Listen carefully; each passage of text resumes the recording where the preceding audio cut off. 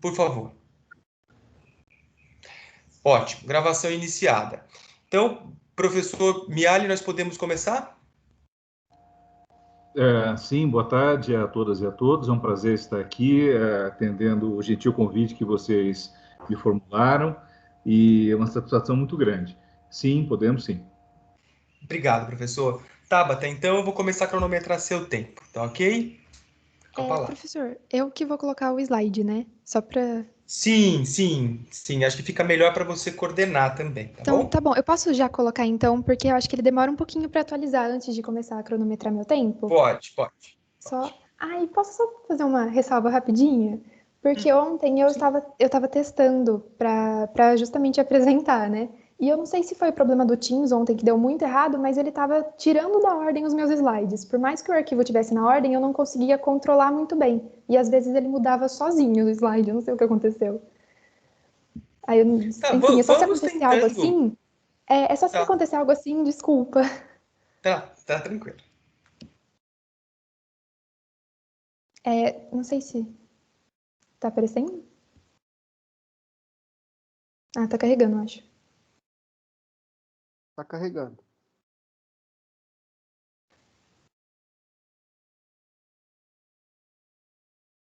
Aí, acho que agora foi. Então, a hora que o senhor quiser. Boa tarde, eu sou Tabata Turati, orientando o Dr. Cláudio José Franzolin, com o tema consumidor.gov.br como meio alternativo de solução de conflitos das lides consumeristas. Contribuição para a efetividade da tutela do consumo sustentável? Primeiramente, eu gostaria de agradecer ao CNPq, à PUC e ao meu orientador pela confiança e incentivo neste projeto e em mim. E, bom, com relação à pesquisa, o objetivo geral foi delimitar os conceitos de consumidor, fornecedor e vulnerabilidade do consumidor e analisar a importância dos meios alternativos de solução de conflito. Já os específicos foram analisar os requisitos e funcionamento da plataforma, quem a utiliza, por quê, qual seu índice de resolução em determinado período, bem como sua possibilidade de utilização para um consumo sustentável e seus impactos no sistema judiciário. A metodologia utilizada foi o método hipotético dedutivo de abordagem e o documental de procedimento, sendo a hipótese o tema da iniciação. Primeiro, nós contextualizamos a sociedade usando a definição de Lipovetsky de consumidor emocional, que busca uma identificação e satisfação com o produto adquirido. E quando essa identificação é frustrada por um vício ou defeito, gera um conflito. E segundo Ozaki Vasconcelos, como a sociedade da informação, com um crescimento no acesso e compartilhamento de informações que facilitam as comunicações, independentemente de onde as partes estejam, enfatizando a necessidade de aproveitarmos essa situação para criar novos meios de solução que se aproveitem dessa facilidade. E a partir dessa contextualização, nós analisamos a plataforma pelos dados que ela mesma disponibiliza, como a pesquisa de satisfação e os dados referentes ao mês de novembro, ambos de 2019, para conseguir atingir alguns dos objetivos específicos, ao mesmo tempo em que surgiam novos questionamentos, como se ela é obrigatória, se auxilia na diminuição das demandas judiciais ou se acarreta mais morosidade. E para responder aos questionamentos, ainda realizamos uma pesquisa jurisprudencial desde a criação da plataforma até outubro de 2019. Sobre os resultados, constatamos um aumento dos conflitos de consumo, que passaram a ocupar o segundo assunto mais demandado na Justiça Estadual de Primeira Instância, bem como que as empresas mais demandadas no PROCON 2018 eram multinacionais, que, em razão da vulnerabilidade do consumidor, impõem as suas condições, sendo esta imposição e o aumento dos conflitos justificativas para uma intervenção estatal que proteja o consumidor, como a criação da Política Nacional das Relações de Consumo, que visa equilibrar essa proteção com os ditames da ordem econômica prevista no artigo 170 da Constituição. Essa política dispõe que a transparência e a harmonia devem ser valorizadas nas relações, além de reconhecer a vulnerabilidade do consumidor que acarreta um desequilíbrio da relação de consumo. A plataforma se materializa, então, como um instrumento de harmonia, já que ela busca fazer com que as partes cooperem para chegar em uma solução. E ela ainda instrumentaliza o princípio da transparência, divulgando rankings que permitem ao consumidor analisar a maneira como os fornecedores lidam com seus conflitos, proporcionando meios para que ele obtenha informações sobre o fornecedor e realize o seu direito de escolha. Ainda, segundo a revista de administração contemporânea, esses rankings criam uma competitividade que gera uma melhora no produto, um desenvolvimento social e tecnológico, porque a empresa busca melhores posições. Já sobre a criação da plataforma, segundo o TIC Domicílio 2018, 1/3 dos usuários de internet do Brasil a utilizam para ter acesso a produtos e serviços. E essa realidade online também deve ser aproveitada para solucionar os conflitos. E é neste contexto que o Decreto número 8.573 de 2014 criou a plataforma consumidor.gov, visando materializar o dever do Estado de promover a proteção do consumidor por meio de um instrumento público e acessível pela internet, a facilitar o diálogo entre as partes de forma rápida, menos custosa, para tentar solucionar consensual e desburocratizadamente o conflito, sem a necessidade do consumidor ter que se deslocar. A Senacom ficou a cargo da plataforma e o monitoramento dela é realizado por diversos órgãos públicos, como PROCONs e agências reguladoras.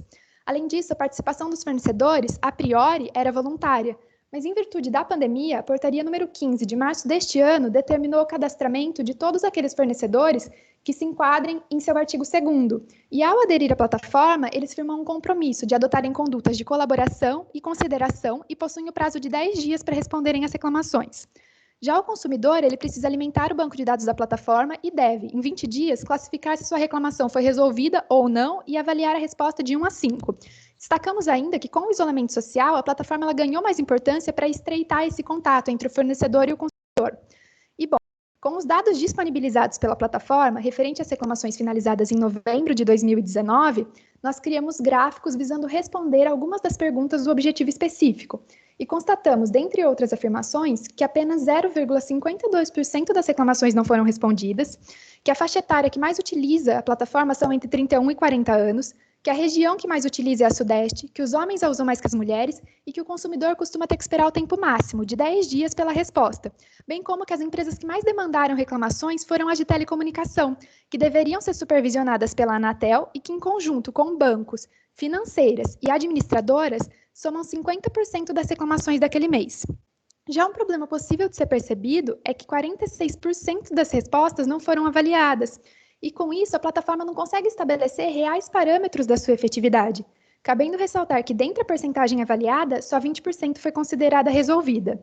A plataforma ainda disponibilizou uma pesquisa de satisfação entre 2 e 30 de setembro de 2019, e nela os consumidores responderam um questionário e foi constatado que mais de 96% recomendam a plataforma. Porém, mais de 59% informaram não conhecer todas as ferramentas dela, como seu aplicativo para celular, o que demonstra uma das facetas da vulnerabilidade do consumidor.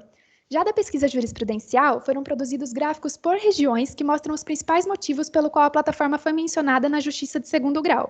Nós utilizamos as decisões até 30 de outubro de 2019, com o filtro consumidor.gov no inteiro teor do acórdão. No Mato Grosso do Sul, foram encontrados mais de 100 acórdãos e, por isso, só neste estado, nós buscamos apenas na ementa e selecionamos os 10 mais recentes. A partir dos gráficos, percebe-se que o entendimento majoritário é pela facultatividade da plataforma, sendo que a OAB reforçou que a obrigatoriedade seria um obstáculo ao direito de acesso à justiça. Por eles também se percebe que a plataforma pode ser usada para instruir um eventual processo, ao solicitar por ela contratos e comprovantes, por exemplo, bem como em muitas decisões o reconhecimento de danos morais só ocorreu caso a parte tenha manejado previamente a plataforma. E no que tange a um consumo sustentável, é necessário primeiro destacarmos que a plataforma precisa se aperfeiçoar para adotar ferramentas diante de situações existenciais de vulnerabilidade, como algumas destacadas por Rampazzo e Pascoaloto, decorrente de fatores biológicos, como idade, fatores educacionais e econômicos, como o endividamento, que tende a crescer diante da pandemia do Covid, decorrente do próprio consumo, como a limitação do consumidor para avaliar o produto adquirido, havendo também a vulnerabilidade ambiental, que decorre de bens e serviços que degradam o meio ambiente. Em razão dessas vulnerabilidades, a parcela da população com baixo nível de escolaridade, endividada e desempregada, que sequer tem condições de contribuir para um consumo mais sustentável, porque lhe é sonegado o acesso a serviços e bens comuns essenciais, como o saneamento básico. E desse modo, então, a plataforma ela precisaria primeiro incrementar ferramentas que ensejem a proteção desse consumidor vulnerável, até mesmo para que ele consiga entender a resposta que está sendo dada a ele pela plataforma. Ainda, o fornecedor deve, obrigatoriamente, preocupar-se com uma produção e consumo sustentável, conforme o artigo 7º, inciso 3, da Política Nacional de Resíduos Sólidos. E, nesse sentido, a plataforma ela pode contribuir com o consumo sustentável, criando um diálogo que esclareça sobre a durabilidade de certo produto, sobre sua forma adequada de descarte. Principalmente agora, com a pandemia, ela poderia auxiliar no tocante ao descarte de produtos utilizados por pessoas contaminadas, por exemplo. Um outro aspecto que ela poderia auxiliar no consumo sustentável... Com licença, Tabata, fazer o encerramento. Só para te comunicar, tá joia? Mais 2 minutinhos. Ah, tá, perdão. É quando há reiteradas reclamações de vazamento de água de um mesmo local, a plataforma poderia juntá-las e emitir um alerta para a empresa responsável para que não ocorra esse gasto que afeta um bem precioso como a água. Ou então ela pode ajudar no esclarecimento sobre situações que envolvam alimentos fertilizados que impactam no solo e na vida dos consumidores, ou que envolvam organismos geneticamente modificados, que podem comprometer a saúde do consumidor e o meio ambiente, interferindo numa dinâmica populacional e expondo determinadas plantações a novos patógenos. O fato é que é preciso fortalecer a dignidade do cidadão para despertar condutas mais ativas como consumidor, como um consumo consciente. E para concluir, entendemos que a plataforma é importante para contribuir na desjudicialização das leis de consumo, dada a sua expressiva aceitação e alcance geográfico, mas sugerimos que ela se aperfeiçoe para melhor acompanhar as reclamações e respostas, considerando as vulnerabilidades dos consumidores, para que ela possa realmente auxiliá-los para um consumo sustentável. E para finalizar, fizemos um artigo científico e enviamos para a revista de Direito do Consumidor, mas eles não aceitam mais graduandos e por isso readaptamos e enviamos para a revista de Direitos Sociais e Políticas Públicas, bem como no último dia 18 eu apresentei uma ramificação da pesquisa no Congresso Agenda de Direito Civil e Constitucional, intitulada "É possível defender um dever de renegociação entre o consumidor e o fornecedor em tempos de pandemia?", relacionando o possível auxílio da plataforma nessas negociações.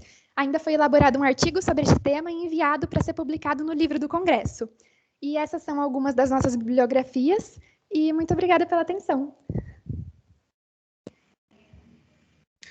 Obrigado, Tabata. Eu acabei esquecendo de dizer que quando eu estivesse chegando no finalzinho, eu daria só um toque para ajudar vocês. Me desculpa te interromper, tá bom, Tabata? Imagina, não teve problema nenhum, desculpa. Professor Jorge. Então, novamente, boa tarde. Quero cumprimentar a Tabata e o professor Franzolin pelo excelente trabalho que fizeram. Pesquisa muito, muito interessante, sem dúvida inovadora. Eu jamais havia me deparado com um trabalho tão detalhado, com resultados tão interessantes. E eu queria fazer só uma observação, inclusive, para as próximas pessoas que forem expor, né? Se pudessem falar um pouco mais devagar, que tá, eu sei que tinha muita coisa para você falar, mas eu perdi, acho que mais ou menos aí uns 30% do que você apresentou, porque a velocidade foi muito intensa e a quantidade de informações para a gente poder, né, processar muito intensa, né? Então, nesse sentido, eu pediria, por favor, que os demais também, né, se pudessem falar um pouco mais devagar, eu agradeceria. Eu faria uma pergunta para a Tabata. Você mencionou a questão da importância da plataforma para, por exemplo, alertar os consumidores acerca de produtos geneticamente modificados, né? Uhum. Eu pergunto Isso. para você o seguinte: será que de fato o pessoal de baixa renda, nós temos com 13 milhões de desempregados, pessoa recebe cesta básica, será que de fato elas vão checar se o alimento contém elementos ou substâncias geneticamente modificadas na sua composição? Será que nós não estamos aí, eu estou fazendo o papel de advogado do diabo aí, claramente, né? Será que nós estamos pensando em primeiro mundo, né, onde existe uma consciência, uma educação para o consumo responsável, consciente e ecologicamente equilibrado? Será que não estamos aí, digamos, ultrapassando, digamos assim, o que seria mais razoável do ponto de vista da informação? Só uma provocação. Obrigado. Obrigada eu. E sim, com certeza o senhor está totalmente certo. É por isso que a gente até comentou sobre a necessidade da plataforma se aperfeiçoar para esses consumidores que eles são mais vulneráveis em várias situações, que têm um baixo grau de instrução, que não têm uma boa condição socioeconômica, porque eles não vão conseguir entender a complexidade dessas situações e nem conseguir obter uma informação mais correta ou entender a informação que é passada para eles, se ela não se atentar a esse caso de vulnerabilidade e tentar dar uma amenizada nessas situações, né? Mas o senhor está totalmente correto. Ok, obrigado, satisfeito. Obrigada eu. Obrigado, Tabata. Obrigado, professor Jorge. A próxima da lista é a estudante Giovana Oliveira de Almeida, orientanda da professora Fernanda Ifândia. Giovana, você já está na sala? Estou na sala, vou colocar os slides. Tá joia.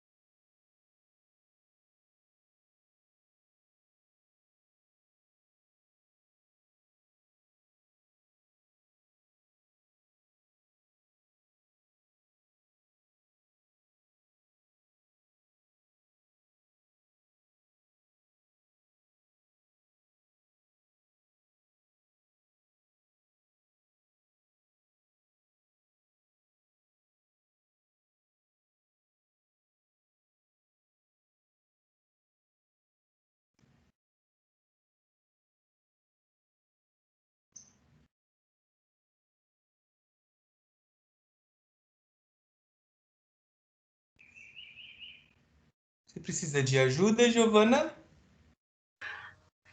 Então, onde que tem que clicar para ver os slides? Ficou uma aba da Tabata e eu não consigo tirar, não sai de jeito nenhum. Deixa eu ver. Tabata, veja se você consegue. Bom, em tese a Tabata já encerrou, mas Eu só saí e conferir. voltar. Esse Para mim tá problema aparecendo aconteceu duas vezes comigo hoje, Pedro, na outra sala de reunião. Aconteceu Oi? de duas pessoas tentarem, aconteceu hoje cedo, duas pessoas tentaram entrar para colocar o próprio slide, mas não conseguiam porque havia slide da pessoa anterior. Eu preciso clicar em algum Deixa lugar? eu vou Essa pessoa colocar você sabe? em destaque aqui. Ai, meu Deus. Gente, não tá saindo. Tenta abrir a sua câmera, Giovana, de repente. Uma sugestão, se ela puder colocar o slide dela aqui no chat, eu coloco para ela no sistema. Pode ser. Ou Isso. vocês querem que eu Você tente? consegue compartilhar? Vocês querem que eu tente sair da sala e volto rapidinho? Quem sabe aí Então, eu desaparece posso pra... sair da sala e voltar, eu acho que dá certo. Pode ser. Com licença, gente, só um momento.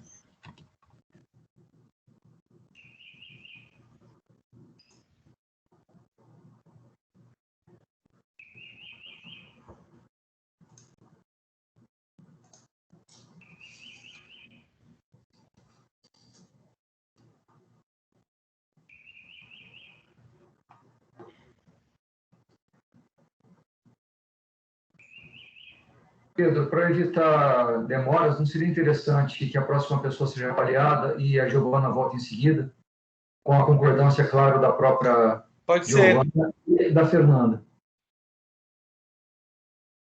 Tudo bem, Fê? Oi, gente, eu voltei. Ó, voltou. Para colocar os slides. Voltou? Então vamos Agora tentar. apareceu aqui. Jó. Perfeito.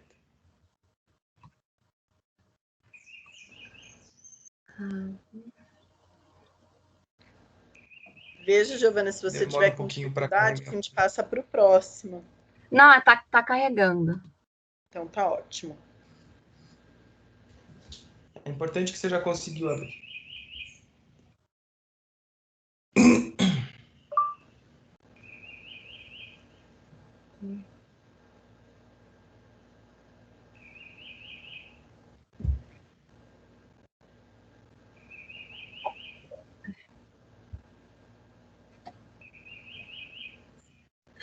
Bom.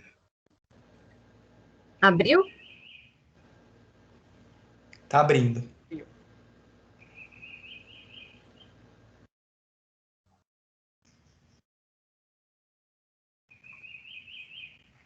Aí, perfeito. Pode começar. Tá bom. Boa tarde, gente. Meu nome é Giovana Oliveira de Almeida. Eu fui orientada pela professora Fernanda Fanger e o título do nosso projeto de pesquisa é Segregação Socioespacial, Violência Urbana e Seletividade Penal, Limitações do Exercício do Direito à Cidade. Nosso trabalho teve como objetivos analisar os índices de criminalidade espacial da cidade de Campinas, a partir da Escola de Chicago, com o intuito de descobrir se as áreas mais vulneráveis da cidade são propícias à criminalidade, buscar uma explicação criminológica a partir das teorias da Escola de Chicago e da criminologia crítica para as diferenças dos índices de criminalidade espacial da cidade, estudar a seletividade penal a partir da criminologia crítica em confronto com o determinismo ecológico da Escola de Chicago e, por fim, relacionar a exclusão socioespacial com violência urbana. O método empregado foi indutivo, e por meio desse método buscamos analisar os índices de criminalidade nas áreas mais vulneráveis da cidade de Campinas para depois compreender as manifestações da violência dentro do contexto urbano. No que se refere aos resultados, primeiramente, é importante ressaltar que, como fruto da pesquisa, escrevemos um artigo chamado Desenvolvimento Urbano e a Criminalidade na Cidade de Campinas, da Escola de Chicago de Criminologia Crítica, que foi enviado para uma revista A1, e que 2 outros artigos derivados dessa pesquisa ainda estão em andamento. A Escola de Chicago, ela foi utilizada como referencial teórico por ser a primeira teoria a estabelecer uma conexão entre criminalidade e cidade. Nós utilizamos essencialmente o estudo de Shaw e McKay, que chegaram à conclusão de que as áreas mais vulneráveis da cidade de Chicago são as áreas mais propícias à criminalidade.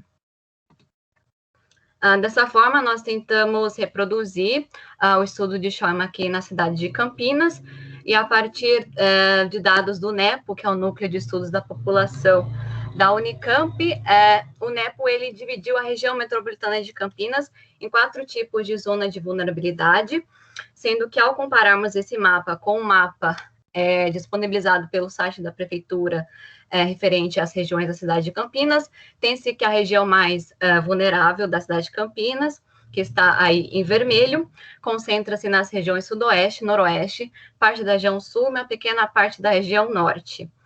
E a região menos vulnerável encontra-se no centro de Campinas. Algumas características da região mais vulnerável, que ela concentra a população negra e jovem, alto índice de desemprego, baixo índice de escolaridade. Já a região central menos vulnerável concentra a população branca.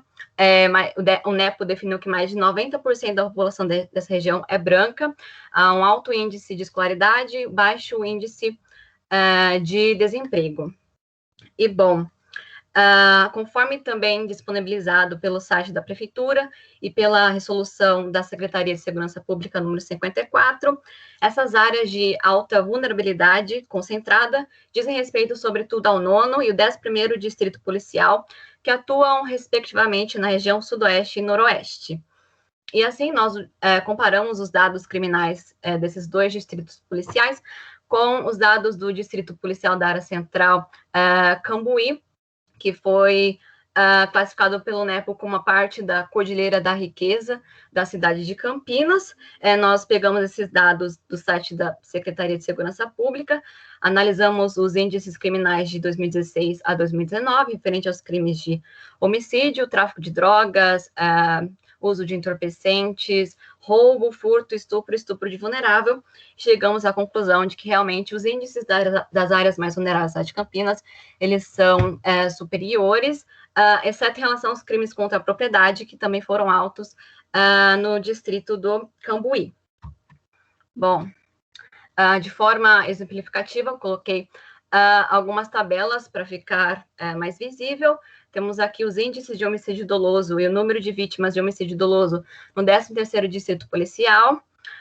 No ano de 2016 e 2018, ninguém foi vítima de homicídio doloso. Em 2017, 1 pessoa, e em 2019, 4 pessoas. Em contrapartida, no 11º Distrito Policial, todos os anos analisados, há uma alta concentração de mortes violentas. Em relação aqui aos índices de porte e tráfico de entorpecentes, no 13º Distrito Policial, em todos os anos analisados, o índice de tráfico e de porte, eles são bastante similares, sendo que apenas no ano de 2018, o índice de tráfico ele foi superior ao índice de porte.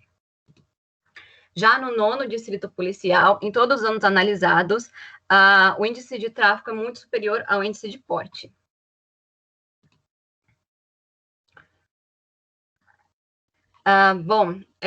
Mas nós temos que levar esses dados com muita cautela, tendo em vista que a Escola de Chicago, ela acabou classificando a população que se encontra nessas áreas vulneráveis como sendo naturalmente perigosas, relacionando criminalidade à pobreza.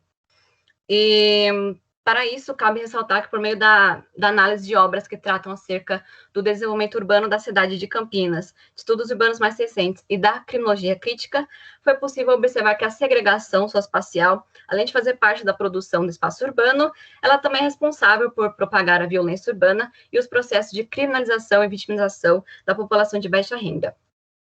Resumidamente, acerca da forma como a cidade de Campinas se desenvolveu, analisamos as obras de Cano, Brandão, Carpinteiro e Semeghini, e, resumidamente, temos que O desenvolvimento do centro urbano de Campinas, por meio da atuação do Estado e do capital industrial e mercantil, acabou expulsando a população economicamente vulnerável do centro de Campinas, e essa população acabou indo para áreas periféricas sem infraestrutura urbana.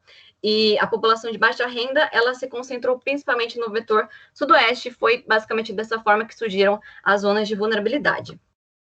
Nesse sentido, cabe ressaltar que a Escola de Chicago, ela trata muito pouco sobre o papel do Estado na criminalidade urbana e no processo de segregação socioespacial, bem como que ela não questionou a maneira como se deu o desenvolvimento urbano dentro de uma sociedade capitalista industrial.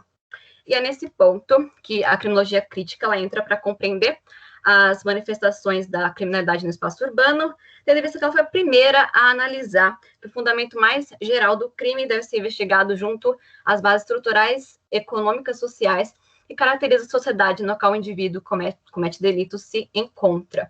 Ela busca, portanto, não as causas do crime, como a Escola de Chicago, mas os processos da criminalização. Sobre isso, o pensamento de Zaffaroni e Barata, que são dois expoentes da criminologia crítica, acerca da seletividade penal e do uso de estatísticas criminais oficiais, pode ser observado isso quando da análise dos índices criminais pela Secretaria de Segurança Pública, tendo em vista que a produtividade policial, ela se limita sua atividade ao combate de tráfico de entorpecentes, porte de entorpecentes, apreensão de armas de fogo e crimes similares. Então, os crimes de colarinho branco, como o de ordem econômica, ambiental e política, acabam ficando de fora da persecução policial. Vale mencionar também o estudo de Enaco Moura e Hermínia Maricato, que concluíram que são nas regiões degradadas das cidades, regiões mais vulneráveis, onde há a concentração de crimes violentos com resultado morte. Isso foi verificado na cidade de Campinas, tendo em vista que o modo como a cidade se desenvolveu foi responsável por criar zonas de vulnerabilidade, e foram nessas zonas de vulnerabilidade onde há alta concentração de mortes violentas. Dessa forma, as pessoas que são criminalizadas vêm do mesmo extrato social das pessoas que são vitimizadas, o que o Zaffaroni chamou de seleção criminalizante e vitimizante. Ai, eu esqueci de pular os slides. Bom, dito isso, aqui está a bibliografia básica. Agradeço pela oportunidade de apresentar o trabalho. Obrigado, Giovana. Professor Miali. Obrigado, professor Pedro. Quero cumprimentar a Giovana e a professora Fernanda pelo interessantíssimo trabalho e pesquisa que realizaram. Mas fiquei muito impressionado, inclusive com algumas expressões aí para mim desconhecidas, né?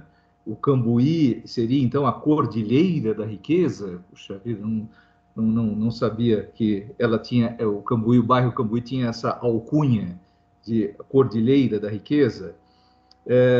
Eu gostaria de saber, Giovana, por favor, se você teve que acessar a lei de acesso à informação para obter essas informações. Pelo visto aqui, acho que não, né? Você viu aqui no site da Secretaria de Segurança Pública, mas eu gostaria de confirmar. E gostaria de saber também se você observa, pela pesquisa realizada, se está havendo um processo de gentrificação do centro de Campinas, já que você disse também que essa população ela foi obrigada a deixar o centro da cidade, né? Não sei se está havendo uma especulação imobiliária do centro da cidade, como em São Paulo, por exemplo, né, em relação a essa retomada, digamos assim, de grandes investimentos imobiliários no centro da cidade. Se isso, eu estou me referindo a São Paulo, né, mas se isso ocorre também aí em Campinas, né? Nas referências, você citou algumas vezes o Zaffaroni, mas eu não encontrei o Zaffaroni nas suas referências. Posso estar equivocado? Sim, desculpa, estava. Perdão, está aqui sim, desculpe. Então, eram essas as perguntas que eu gostaria de fazer. Obrigado. Oi, tudo bem? Então, eu consegui os dados pelo site da Secretaria de Segurança Pública em relação à expulsão da população economicamente vulnerável. Isso ocorreu por volta dos anos 50, segundo as obras. Certo. Então, você não observa essa gentrificação nos dias de hoje? Olha, de acordo com os estudos do NEPO, sim, porque há uma alta concentração, a zona de alta vulnerabilidade, ela se concentra muito no vetor sudoeste e noroeste, que foi o vetor para onde a população de baixa renda teve que se mudar no período de industrialização pesada. Então, essa região ainda continua sendo a mais vulnerável da cidade. Perfeito. Estou satisfeito. Muito obrigado. Obrigado, Giovana.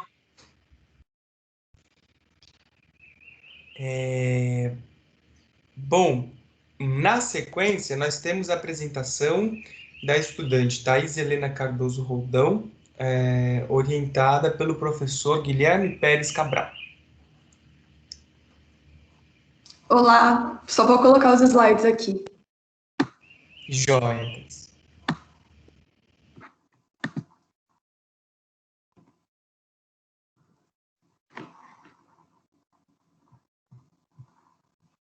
Eu acho que a Giovana precisa tirar o slide dela, né? É isso? Eu acho que eu consegui. Ai, Tá, aqui ainda... tá carregando aqui ainda, mas Joia. Acho que sim. Entrou? Todos estão vendo? Vai entrar agora. Perfeito.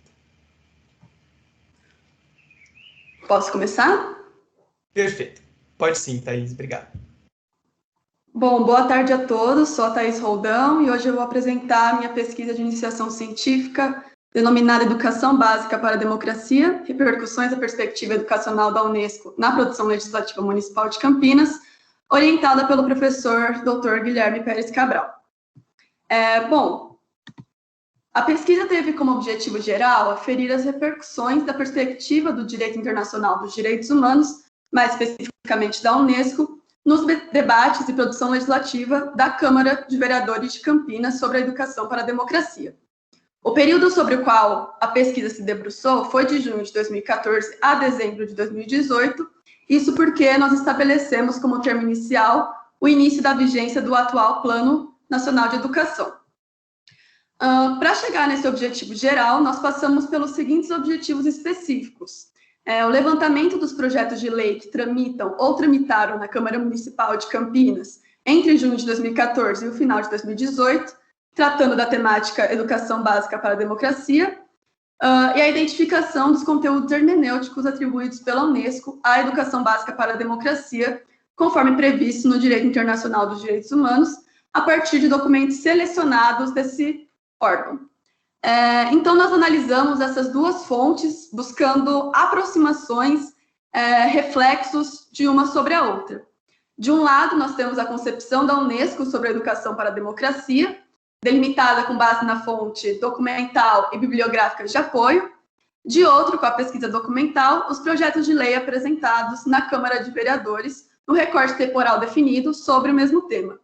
Nós ainda adotamos a análise de conteúdo para identificar, delimitar e comparar o conteúdo hermenêutico conferido à educação básica para a democracia pela Unesco nos documentos por esta produzido e pelo Poder Legislativo Municipal nos debates e textos referentes aos projetos de lei identificados, conforme a pesquisa documental, verificando as proximidades e repercussões do direito internacional dos direitos humanos, tal como interpretado pela Unesco.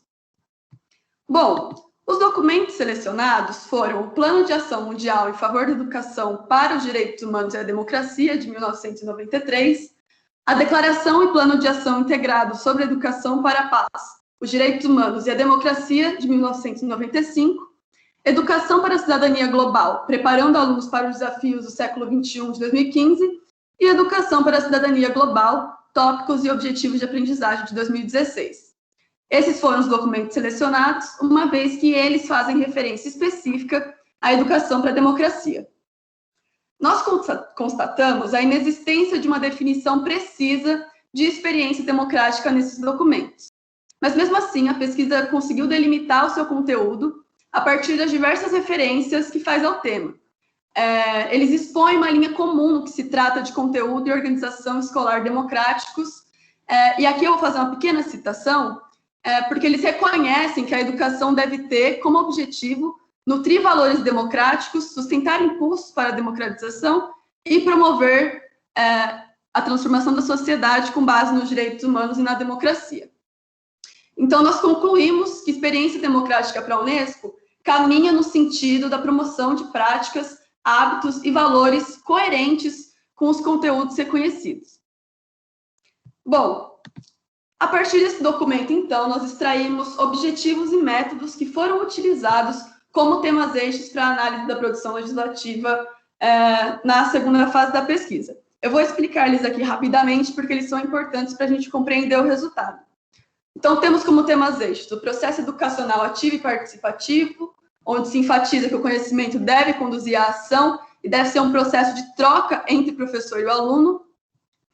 O desenvolvimento de capacidade de resolução cooperativa e não violenta de conflitos, que prepara o aluno para situações difíceis e incertas.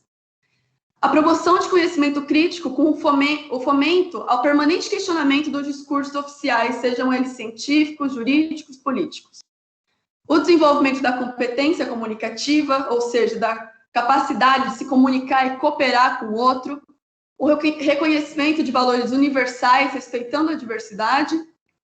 A inclusão de conteúdos democráticos e a organização democrática da escola, ou seja, não basta a inserção de conteúdos democráticos na escola, mas nós temos que observar também a maneira com que ela é organizada. E, por último, a cidadania global, expressões próximas e a globalização e questões globais. Bom, como resultados, nós temos que 16 dos 48 projetos analisados no universo de pesquisa abordam temas relacionados ao que a Unesco propõe em relação à educação para a democracia. Entretanto, nenhum faz referência expressa à temática da educação para a cidadania global, que vem sendo o debate prioritário da Unesco desde 2014.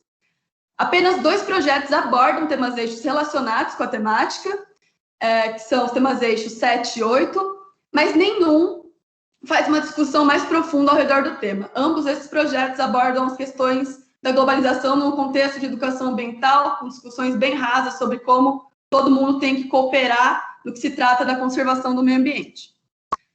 O eixo temático que mais apareceu é o 2, que trata do desenvolvimento de capacidade de resolução cooperativa e não violenta de conflitos, com 11 abordagens. Não foram citados nenhuma vez os temas eixos 4 e 7, que tratam, respectivamente, do desenvolvimento da competência comunicativa e da cidadania global e expressões próximas. E não foi possível a análise de 2 projetos de lei que não se encontravam disponíveis no site da Prefeitura. Entretanto, mesmo esses projetos que abordam os temas eixos, eles abordam de maneira extremamente genérica, de maneira débil, não aprofundando os debates e citando termos de maneira muito mecânica, sem concretizar até mesmo métodos ou dando recursos para que esses objetivos se realizem.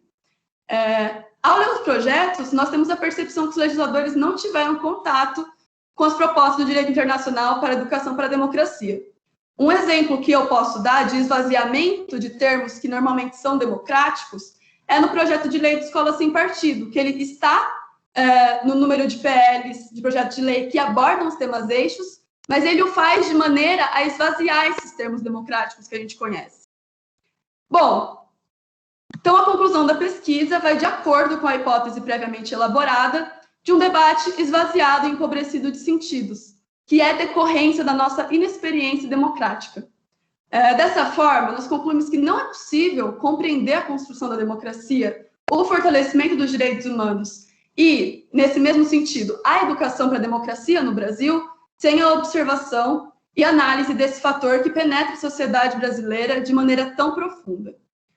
Bom, essa é a conclusão do meu projeto. Eu queria agradecer à CNPq pela oportunidade de estar aqui apresentando e ao meu professor orientador que me acompanhou em todo esse processo. Muito obrigada. Obrigado, professor Miali. Obrigado, professor Pedro. Eu cumprimento a Thaís e o professor Guilherme pelo trabalho que fizeram, pela pesquisa desenvolvida, muito interessante. E pergunto a Thaís, por acaso, Thaís, nos projetos de lei que você usou, em algum momento aparece alguma referência à importância do desenvolvimento da pedagogia ativa? Professor, o único projeto em que eu encontrei uma referência ao tema foi um projeto elaborado pela Mariana Conte de oposição ao projeto do Escola Sem Partido, que é denominado Escola para a Democracia.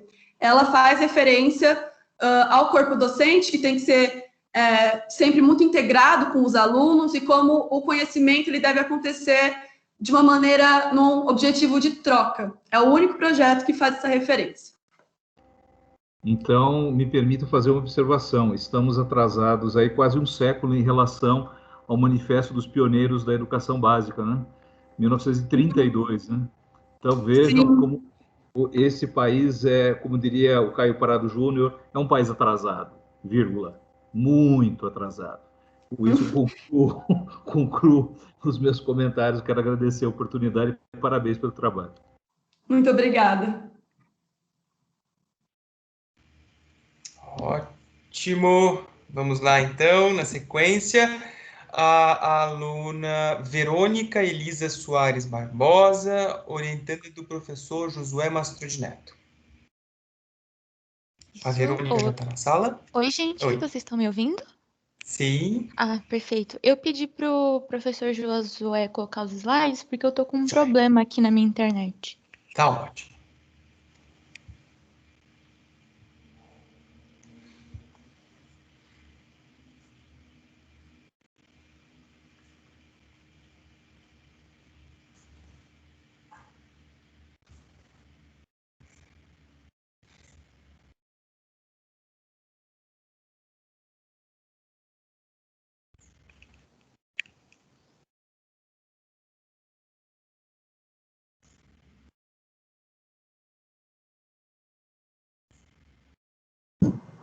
Foi só ela falar problema na internet que meu sistema caiu e eu voltei. Me perdoem.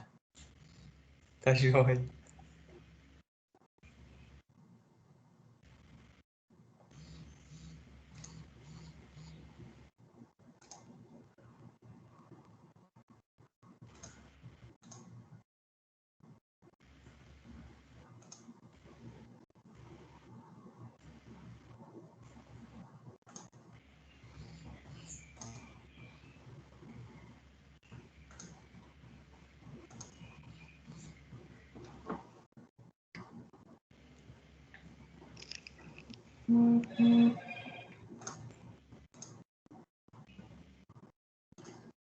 Verônica, eu gostaria de pedir para o Pedro dar sequência e a gente volta na próxima, porque só porque você me mandou aqui, deu pau no sistema meu aqui. Me perdoa, não tá, minha culpa tá bom. sua, o meu computador, eu vou ter que desligá-lo e ligá-lo. Pedro, para não atrapalhar, por favor. Tá joia.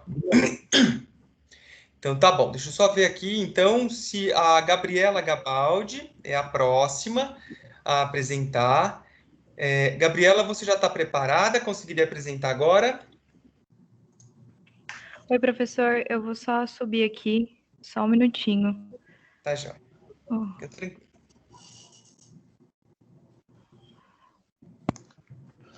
Pedro, se me permite, aos demais, Oi, sim. o sistema costuma dar problema quando a gente tenta subir o arquivo para ele passar do PowerPoint. Eu acho que é mais leve para o sistema só compartilhar a tela, tá? Porque quando você clica... entendi. Tá? Então Tá fica de sugestão. Quando você Beleza, clica, você tem duas opções. Ou você sobe o arquivo ou você só compartilha a sua tela.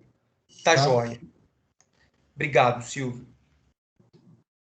Então tá bom. Gabriela, nós podemos começar? Podemos. Tá, então a Gabriela Gabaldi Ferreira foi minha orientanda com bolsa CNPq. Gabriela, eu estou computando o seu tempo. Tá bom. Boa tarde a todos e todas. Meu nome é Gabriela Gabaldi, eu fui orientada pelo professor Pedro Peruso e juntos nós concluímos a nossa pesquisa sobre a repercussão das decisões da Corte Interamericana de Direitos Humanos na jurisprudência do Supremo Tribunal Federal. Não está passando o slide. Passou o slide aí? Não, ainda não, Gabriela. Quer que eu compartilhe aqui? Você me mandou? Só um minuto, eu consigo compartilhar a tela, tá? Por favor, professor. Acho que fica melhor. Vamos lá. Só abrir aqui, eu já consigo. Aí você só tira o seu, tá bom? Tá, vou tirar.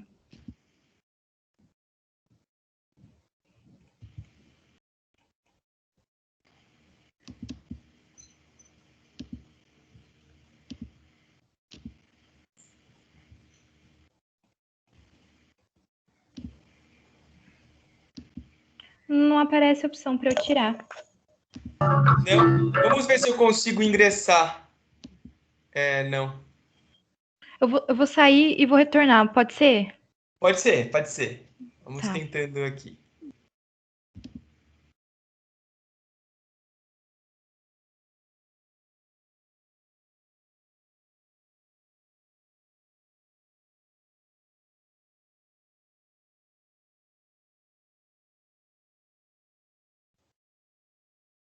Pronto? Pronto, vamos ver se agora eu consigo. Eu acho que é a minha internet. Não, eu não estou conseguindo também. Agora vamos ver. Lá. Pronto, acho que agora eu consegui, certo? Acho que abriu foi da Verônica. Não. Que acabou Agora tá ok. Vocês estão vendo? Sim. Estamos vendo, Perfeito. sim. Então, Tá perfeito. vamos que vamos. Aí você vai me pedindo para passar, tá bom, Gabriela? Tá bom. Obrigada. Pô, Fica pode tranquila. passar? Vamos lá. Pode passar, é isso. Então, inicialmente, para contextualizar a pesquisa, é importante mencionar que, em 1992, o Brasil incorporou a Convenção Americana de Direitos Humanos por meio do Decreto 678 de 92, e assim ele passou a integrar o Sistema Interamericano de Direitos Humanos. É importante mencionar aqui que esse sistema trouxe para o centro do direito internacional a defesa do indivíduo, algo que foi inovador, né? Porque garantiu não somente ao Estado o direito de pleitear perante esse sistema, mas especialmente ao ser humano, né, que passou a ser o sujeito ativo do direito internacional. Então, com essa incorporação, o Brasil assumiu o compromisso de respeitar os direitos e liberdades reconhecidos na Convenção, conforme dispõe o artigo 26 da Convenção, né, que determina que o país que adere à Convenção deve adotar providências, sejam elas de medidas legislativas ou de qualquer outra espécie, no âmbito interno e por meio da cooperação internacional, com a finalidade de conferir efetividade aos direitos anunciados na Convenção.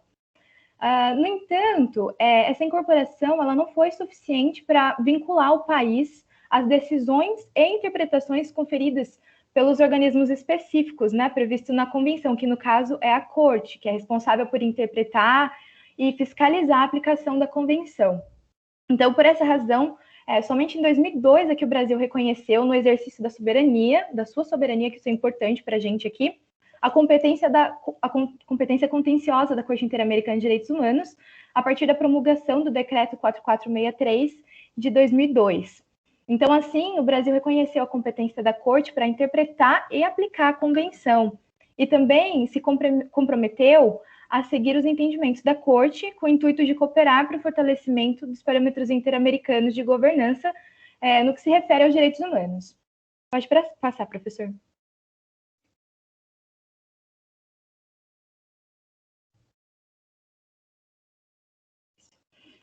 Então, assim, nós vimos surgir um dever de colocar em prática o controle de convencionalidade, que, segundo André de Carvalho Ramos, consiste em uma análise de compatibilidade dos atos internos, sejam eles comissivos ou omissivos, em face das normas internacionais.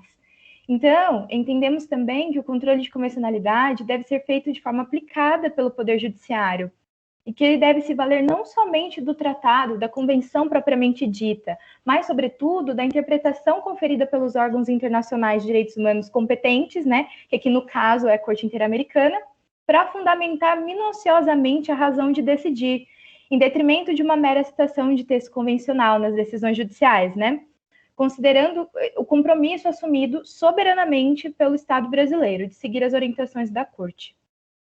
Pode passar para o próximo, professor. Então, a partir desse panorama, surgiu o questionamento que guia toda a nossa pesquisa. o STF aplica a jurisprudência da Corte Interamericana de forma sistemática, mudando, inclusive, entendimento consolidado próprio, ou somente cita os seus julgados para reforçar teses já consolidadas anteriormente, né? Então, o objetivo da nossa pesquisa, o objetivo específico, foi... Professor, acho que é o próximo slide. Mais um. Desculpa. Isso, obrigada. Então, o objetivo específico foi analisar a consistência e a convergência dos argumentos utilizados pelo STF nas decisões em que ela cita julgados da Corte, enquanto o objetivo geral foi essa busca por uma harmonização e fortalecimento das decisões, né? Com fundamento na aplicação dos entendimentos emanados da Corte. Próximo.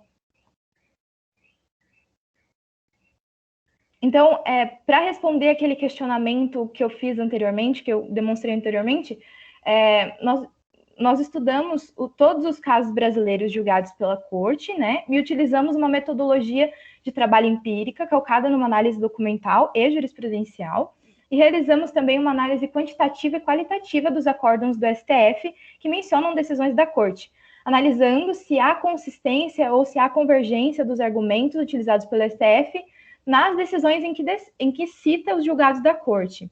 Então, foram encontrados no site do Supremo Tribunal Federal, utilizando esse parâmetro de busca que está na tela aí, foram encontrados 54 acórdãos mencionando a Corte, sendo que somente 6 deles mencionavam casos em que o Brasil foi julgado e condenado pela Corte por violação aos dispositivos previstos na Convenção.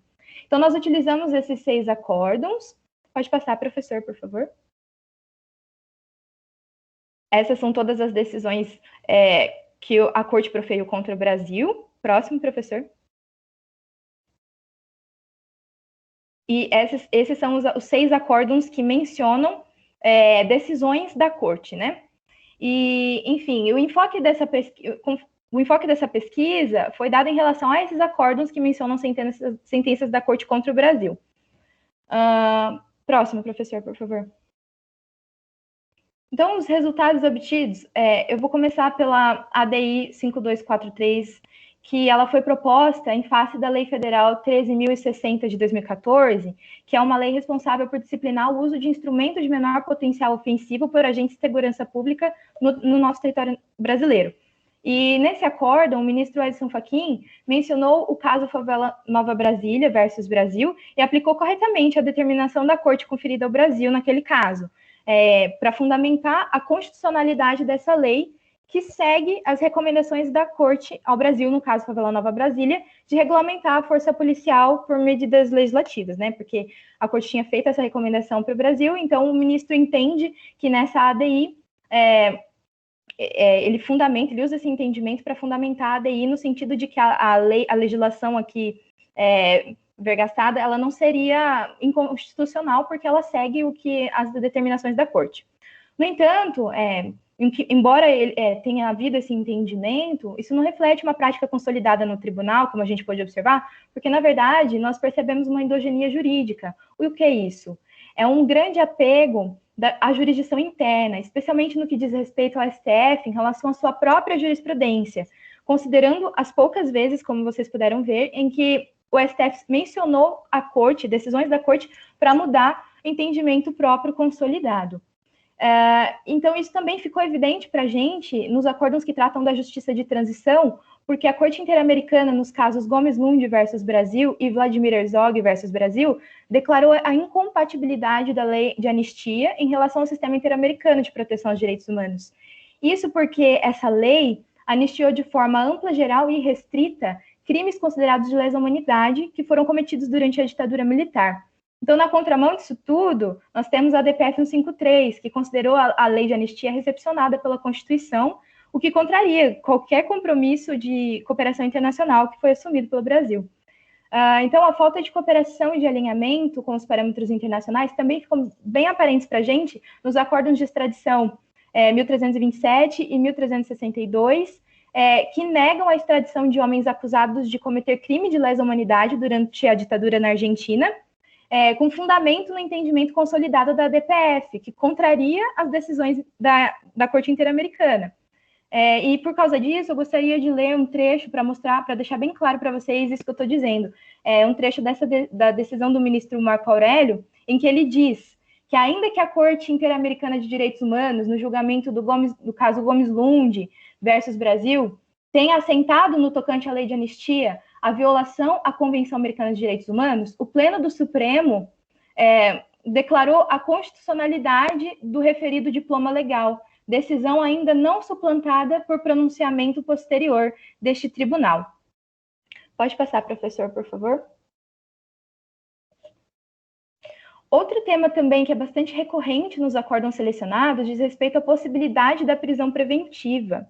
E isso nós vimos nos HCs 15.2752 e 87.395, porque o que se observa é que a justificativa da Corte, o que se observa é que a Corte Interamericana, na verdade o STF utiliza a justificativa de que a Corte Interamericana não possui jurisprudência consolidada no sentido de negar a prisão antes do trânsito em julgado de sentença penal condenatória. E aí justifica dessa forma a quebra do princípio da presunção da inocência e também, consequentemente, acaba aplicando a prisão em caráter preventivo de uma forma ampla e geral em nome de um combate à impunidade, porque isso é uma coisa que aparece de forma bastante reiterada nos acordos em que a gente estudou, porque eles falam que, já que o nosso sistema penal é muito moroso, então a gente precisa aplicar a prisão antes do trânsito em julgado para poder combater a impunidade. No entanto, eles utilizam o fundamento de que a Corte não tem jurisprudência consolidada nesse sentido. No entanto, o que a gente observa a partir de algumas decisões da Corte é que ela determina que a prisão preventiva possa ser decretada desde que respeite todas as garantias constitucionais e, sobretudo, que ela seja aplicada somente em caráter extremamente excepcional, resguardando, inclusive, os princípios da presunção de inocência, proporcionalidade e também a motivação. Então, não poderia ser aplicada como o STF entendeu anteriormente, né? Que pode, em razão da inexistência de jurisprudência consolidada da Corte, que poderia aplicar em busca da prevenção à impunidade, né? Então, o que nós concluímos, professor, pode passar para a próxima, por favor? Então, Gabriela, eu só pedi para você considerar o tempo aqui, tá bom? Ah, tá bom, eu já estou concluindo, obrigada.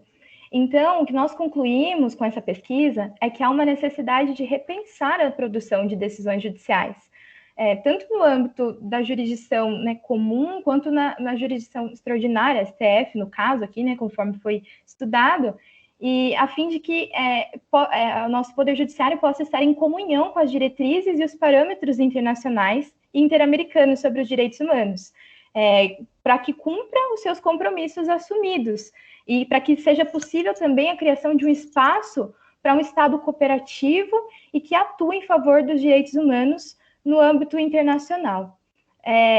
Também, como resultado dessa pesquisa, nós submetemos a revista Videire, só que ela não foi aceita por conta não aceitam de estudantes, né? Ainda pessoas que não são graduadas. Por fim, eu gostaria de agradecer à CNPq pela oportunidade de desenvolver esse trabalho, né?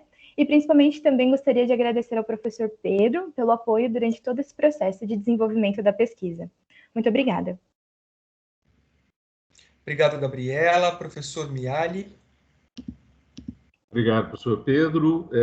Quero saudar o trabalho desenvolvido pela Gabriela, com a orientação do professor Pedro. Trabalho muito, muito interessante, sem dúvida, demonstrando que o Supremo Tribunal Federal, infelizmente, continua bastante distante da aplicação dos instrumentos internacionais, sobretudo da Convenção Interamericana de Direitos Humanos. Lamentavelmente, nós verificamos que pelos estudos e pelo levantamento da jurisprudência do Supremo Tribunal Federal, há ainda, o que eu posso dizer, uma certa resistência, até mesmo, ouso dizer, por até desconhecimento do direito internacional. Não podemos nos esquecer que boa parte dos ministros do Supremo Tribunal Federal não tinham na sua grade obrigatoriamente a disciplina de Direito Internacional quando estudaram, né? Então, a gente tem que levar isso em consideração também. Obviamente que o Direito Internacional, quando foi implementado como disciplina obrigatória a partir do ano 2000, como disciplina obrigatória para todos os cursos de Direito, iniciou-se, portanto, aí um maior conhecimento, mas mesmo assim muito tímido do direito internacional. E muito mais ainda complicado quando se falava em direito internacional dos direitos humanos. Então, de fato, boa parte da geração dos ministros do Supremo Tribunal Federal sempre considerou isso, eu falo pela própria convivência que tive com professores na Faculdade de Direito da Universidade de São Paulo, que sempre consideravam, ou uma boa parte deles considerava o direito internacional, vou utilizar a expressão que eles utilizavam, entre aspas, perfumaria jurídica. Então, essa cultura da tal perfumaria jurídica, infelizmente, ela se fixou de tal maneira na formação dos nossos juristas, que muito recentemente, vai demorar pelo menos aí uma geração ou até mais, né, para que haja aí uma maior aplicabilidade das convenções internacionais e que possa chegar efetivamente aos tribunais, né? Pelo andar da carruagem, nós percebemos que isso vai demorar muito tempo ainda. Mas aí a importância de estudos como esse da Gabriela e do professor Pedro, no sentido realmente de colocarem à disposição dos estudiosos, sobretudo, né, dos magistrados que efetivamente dizem o direito, né, a necessidade de realmente estudar o direito internacional e, sobretudo, o direito internacional dos direitos humanos.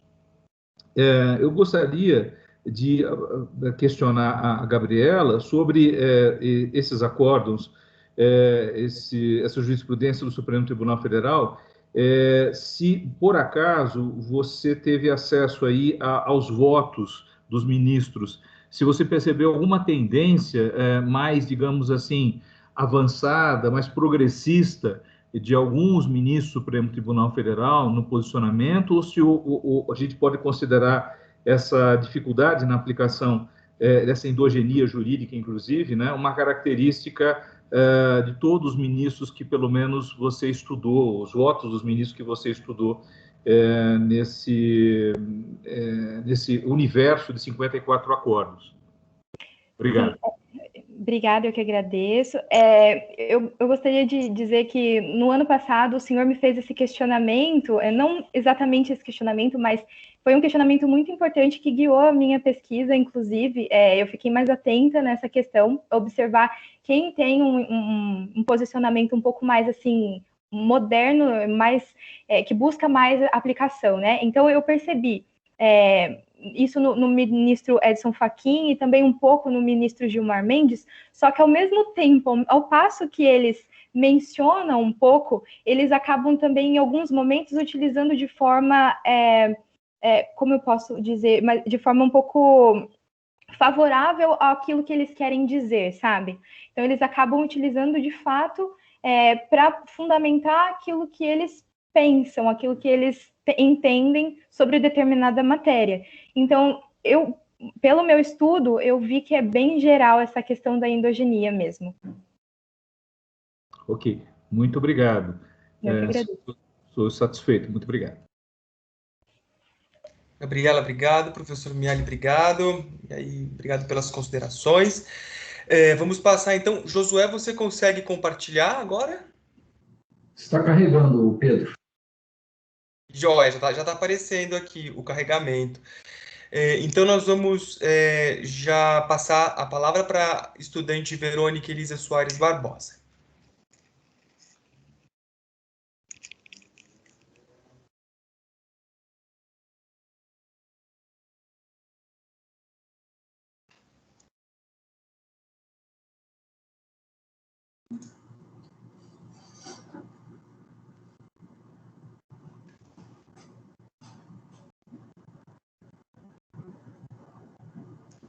Então, Tô aqui? Então, eu vou começar, gente. Boa tarde, eu sou a Verônica e eu desenvolvi junto com o professor Josué o projeto de iniciação científica O Direito à Moradia Adequada a partir da compreensão da criança como sujeito de direito. Esse projeto ele entrega o grupo de pesquisa Direito e Realidade Social e a linha de pesquisa Direitos Humanos e Políticas Públicas. Pode passar, Josué.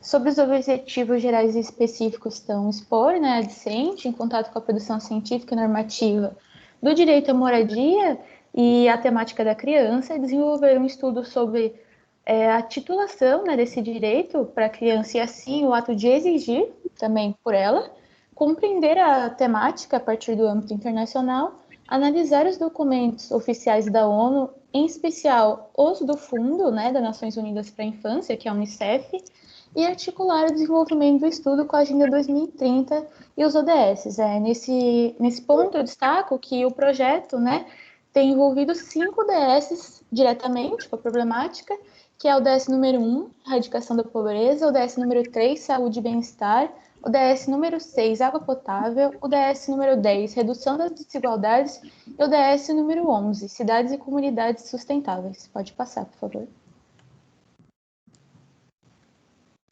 Método da pesquisa, nosso método é hipotético-dedutivo, e com a hipótese da confirmação a partir do direito internacional, se é possível compreender a criança como sujeito de direito, como titular autônomo do direito à moradia no formato adequado, né? E o procedimento foi a revisão bibliográfica e análise de 26 documentos oficiais da ONU.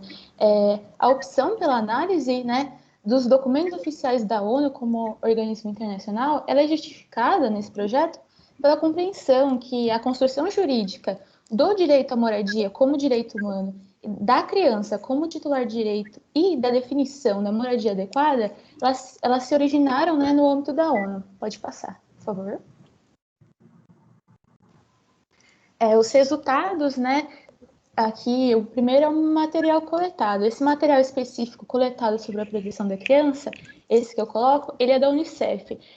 Eu acho importante pontuar que a Unicef tem uma versão global, com documentos elaborados pela essa versão global, e tem a versão nacional. No caso, o Brasil tem a própria versão com documentos específicos. Então, foi analisado esses 2 âmbitos com esses filtros, né? O período do ano de 2015 a 2019, e com uma pesquisa de termos, que é esses colocados nos slides, e foram coletados e analisados na Unicef 22 documentos, entre relatórios de pesquisa e guias informativos. Sobre o âmbito geral da ONU, é o mesmo filtro, e foram coletados 4, né? 4 documentos. Eu pontuo que o Policy Papers, ele é uma coletânea de 10 documentos sobre diversas temáticas, né? E o relatório de Transformando o Nosso Mundo da Agenda 2030. A escolha, né, do termo inicial 2015, ela está relacionada com a edição da Agenda 2030, que foi em 2015, e o que abarca também a edição da nova Agenda Urbana em 2016. Assim, o período que a gente convencionou para essa pesquisa passa a ser uma linha base que permite o monitoramento do progresso em direção à Agenda 2030 e a NAU. Ainda em resultados, teve Pode passar, por favor, Josué? Um artigo submetido à revista indexada com Qualizar 2, no extrato Direito, em coautoria com docente orientador, e um discente do programa de pós-graduação do Direito, também vinculado ao grupo de pesquisa Direito e Realidade Social. E o desenvolvimento do artigo e da pesquisa se deu nesses seguintes tópicos, né? Então, eu vou começar a falar do primeiro, quem é criança? A criança aqui que a gente fala é o que a gente entende de criança nesse âmbito da nossa pesquisa, que é uma pessoa humana até 18 anos, vulnerável pelo processo de desenvolvimento físico, cognitivo, psicológico e emocional. Isso são palavras da Declaração Universal de Direitos das Crianças. Ela é titular de direito, só que sem efetivação pelos Estados-partes, o que demonstra uma falta de abordagem da criança como uma prioridade nacional e internacional. E então, assim, ela continua a ser um objeto de proteção do Estado, um objeto não participante. É o que a gente pontua no quem é a criança. Na questão da incapacidade civil, nesse segundo ponto, entre autonomia e proteção, a gente delinea uma questão fundamental para o reconhecimento da criança como sujeito de direito, que é compreender o sentido de proteção. a proteção como um direito, sem retirar seu acesso à cidadania, com o viés da sua vulnerabilidade, a gente não pode esquecer isso, mas que ela tenha por meio da sua autonomia, e não por meio de uma questão biológica de desenvolvimento, né? Que a proteção de direitos não retire. E o ponto 3, analisando os dados e identificando um perfil, eu vou dividir em 2 para explicar, analisando os dados. Na análise, nessa pesquisa, a gente resultou na identificação de 3 aspectos para a continuidade de compreensão do objeto, né, da criança como objeto e não como sujeito de direito, que é a não participação, né, da criança nas decisões pertinentes à sua realidade, a falta de implementação de ações pelo Estado, a desigualdade de promoção nos direitos da moradia, né? Então, nesse sentido, a gente entendeu que é imprescindível a produção de dados para proteger a criança, porque como que vai fazer uma implementação de políticas públicas se não tem dados identificando qual que é a situação da criança? E por isso que a gente fala identificando um perfil. Esse material também possibilitou a gente construir um perfil para demonstrar, né, que é muito importante e influenciar ações dos estados na medida que pode dispor esses dados de avaliação para políticas em andamentos, possíveis impactos de uma nova política, análise de custos e benefícios. No ponto 4, a nova agenda urbana, o direito à moradia e as consequências, a gente analisa o direito à moradia na perspectiva da criança. E então, compreendendo a moradia adequada como uma possibilidade de direito à cidade, a gente percebe que a efetivação desse direito, ela decorre de uma capacidade de pagamento, né, sobre a lógica de mercantilização da especulação. Então, tal situação afasta a possibilidade de reivindicar a reivindicação pela própria criança, né, e aí torna um objeto de um direito adulto. A moradia é um direito adulto, porque além da falta de capacidade jurídica formal que eu pontuei, né, na incapacidade civil, ela também não tem ativos econômicos para realizar a troca baseada no direito de propriedade. Além disso, a falta de moradia, com seus elementos de adequação, afeta a criança de forma especial por causa do seu bem-estar, a sua saúde, seu pleno e harmonioso desenvolvimento físico e psicológico. Nesse ponto, a gente fala sobre o acesso melhorado à água e saneamento básico, área útil, né, a não superlotação e qualidade estrutural da habitação e a segurança da posse. E contribuindo para isso, a NAU, ela dispõe a preocupação com o ambiente urbano e o papel que ela desenvolve, o ambiente, né, no desenvolvimento da criança, principalmente nos ambientes não planejados. O ponto 5, eu queria pontuar 3 ideias, que é a inexistência de documentos específicos da temática moradia e criança. Apesar da ausência desses documentos sobre essa temática, foi identificado o conteúdo sobre moradia, mas em outras temáticas, principalmente da pobreza infantil, que é o segundo ponto que eu quero tocar. A moradia é entendida como a dimensão da pobreza infantil. Ela é entendida como um direito ao desenvolvimento da criança e à sobrevivência, mas ligada ao incentivo financeiro que o Estado deve fornecer. E o terceiro ponto é a relação da moradia na mancha urbana com a temática da segurança e a infraestrutura.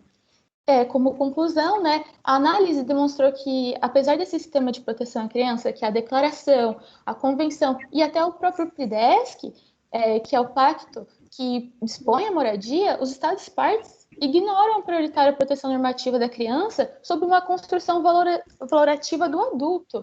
E eles ainda são responsáveis pelas violações, né, ao não consultar a criança em decisões que podem modificar a realidade dela, que eu posso citar entregações de posse que não são ouvidas às crianças e a falta de implementação de políticas públicas e mensurações sobre a situação vulnerável da criança.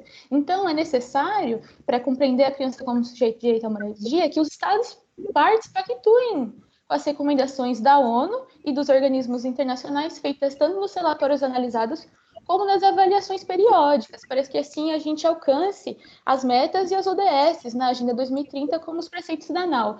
A ideia, né, daqui era trabalhar com a titularidade, especialmente seu aspecto de exigir, né? Então, parte da confirmação que a análise documental empreendeu isso, no sentido que não há um problema normativo no reconhecimento da criança como titular de direito à moradia.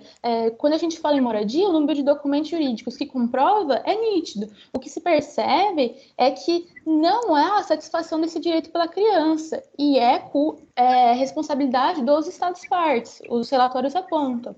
Nesse sentido, e é nessa lacuna que a pesquisa se apresenta, E essa é a discussão. No âmbito teórico, a construção internacional caminha no sentido de permitir que se exija do Estado um cumprimento do direito, mas sem viabilizar uma forma concreta para que se rompa os limites da norma positivada e entenda de forma plena a criança como sujeito de direito.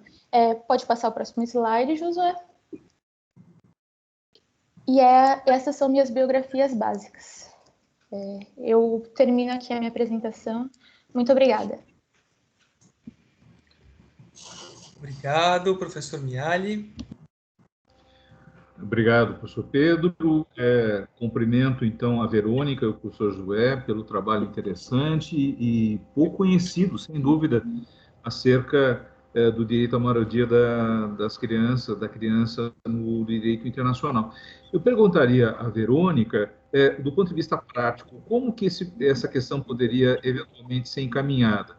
A concessão, por exemplo, de auxílio moradia aos pais e responsáveis por essas crianças, quais seriam as saídas, né, as possíveis saídas, as possíveis respostas para esse problema tão grave?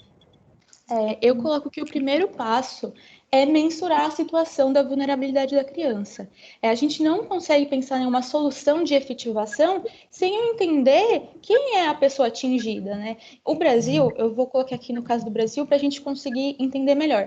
Ele não faz uma avaliação só do sujeito criança, sem o âmbito familiar, desde 1995. Então, há muito tempo a gente não entende o que a criança tá precisando de necessidade fora do âmbito familiar. Isso é importante porque a gente tem que compreender que tem crianças fora do âmbito familiar, né? Então, acho que a primeira saída é fazer análise de dados, né? Calcular e fazer análise de dados. E aí, depois a gente ver a necessidade dessas crianças e pontuar se vai ser algum auxílio, o que vai ser. Porque se for por meio, no caso que você falou de auxílio, por meio dos responsáveis ou dos pais, a gente pode ter um desacordo do interesse da criança, né? Que é o que eu coloco muito, que a gente tem que ouvir a necessidade da criança. Lógico, a gente tem que considerar que ela tem um responsável, que ela tem familiares, mas às vezes pode acontecer dos interesses dos familiares irem em desacordo com o interesse da criança. E essa é a principal preocupação nossa. É uma situação complexa, porque você não pode também dar recursos, por exemplo, né, destinar recursos em espécie para uma criança administrar essa condição, né? É necessário que haja portanto, um comprometimento, né, dos pais ou dos responsáveis. Então, a meu juízo, é inevitável que haja, evidentemente, um adulto que administre esses recursos, obviamente, sob a supervisão, evidentemente, da entidade que conceda esse auxílio, eventual auxílio à moradia, né? Eu acho... desculpa, perdão. Imagina, porque a criança, obviamente, não tem a capacidade jurídica, como você colocou muito bem, para administrar esses recursos, né? Eu acho que isso é essencial, que vai ser um adulto que vai coordenar isso, mas a gente vê exemplos de políticas intersectoriais. A gente precisa de um acompanhamento. Não pode ser apenas o âmbito familiar. A gente tem aqui um exemplo em São Paulo de uma política pública que ela foi muito bem reconhecida, que é a Criança Feliz, onde tem uma política pública que atende a moradia e outros segmentos, né? Porque a moradia ela influencia. Como já disposto, acho que todo mundo também compreende dessa maneira, não só o direito à moradia, mas como direito à saúde, como direito à educação, outros direitos de uma forma intersectorial, analisando, então vai ter uma análise de psicólogos da questão da saúde, então tudo isso tem que estar incluído. Eu entendo que é uma forma diferente de visualizar, mas ela é um sujeito diferente, ela não é um sujeito igual, né, aos outros sujeitos, mesmo os vulneráveis, né? Então, acho que é admitido que sim, que vai ter uma observação do adulto, mas tem que ter também um apoio ali do Estado junto com o adulto. Responsável, no caso que eu digo. Ok, obrigado, estou satisfeito. Obrigado. Vamos passar, então, agora para a apresentação da estudante Maria Gabriela Vicente Henrique de Mello, orientada do professor Silvio Beltramelli Neto. Maria Gabriela? Oi, gente, boa tarde. Vou colocar aqui a tela para compartilhar, que não estou conseguindo. Aqui, achei.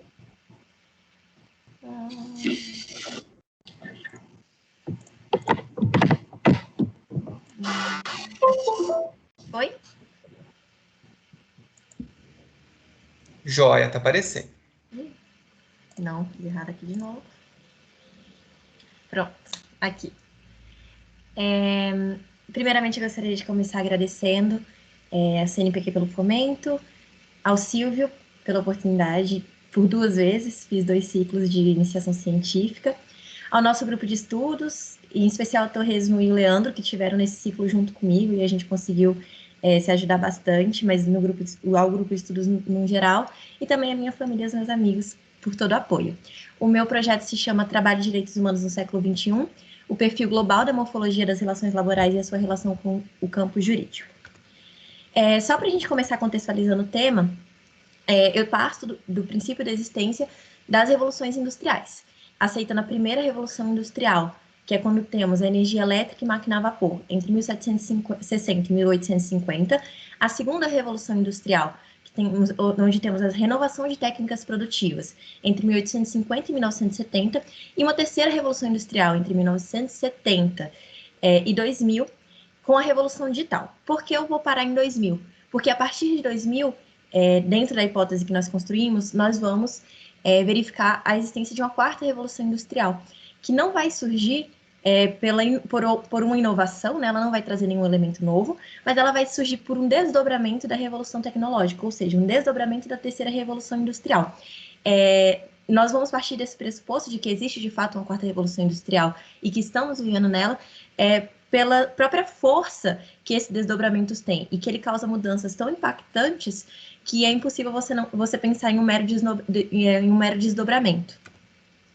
E aqui eu trouxe alguns elementos trabalhados em relação a essa quarta revolução industrial, que são elementos que fazem com que a gente verifique a existência desse fenômeno. E aqui eu trouxe 2 elementos, que é o fator velocidade e o fator internet.